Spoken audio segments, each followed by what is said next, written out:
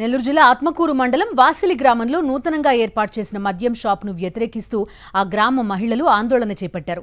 తమ నివాసాల దగ్గర మద్యం షాప్ ఏర్పాటు వద్దని డిమాండ్ చేస్తూ మహిళలు భారీ ఎత్తున నిరసన చేపట్టారు.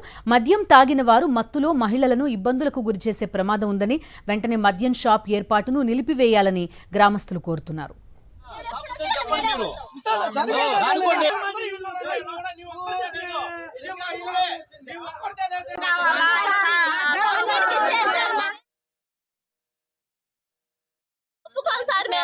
మేము ఎక్కడికైనా బాత్రూమ్ బ్రాండ్ షాప్ నాకు అవసరం లేదు. ఇక్కడ ఎంత దూరమైన బాత్రూమ్ ఏ దానికైనా మేము సమ్మతమే. ఏడా బ్రాండ్ షాప్ పడలేదు సార్. మాకు మా మగవాళ్ళు నిద్ర లేస్తే పనికి వెళ్ళిపోతారు, చీకటితో లేచి వెళ్ళిపోతారు.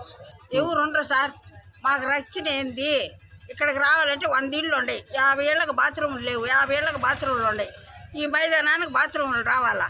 ఇక్కడికి వస్తే ఈ చెట్లలో తాకి కూర్చొని ఉంటారు. మా పరిస్థితులు ఏంది చెప్పండి సార్ మీరు.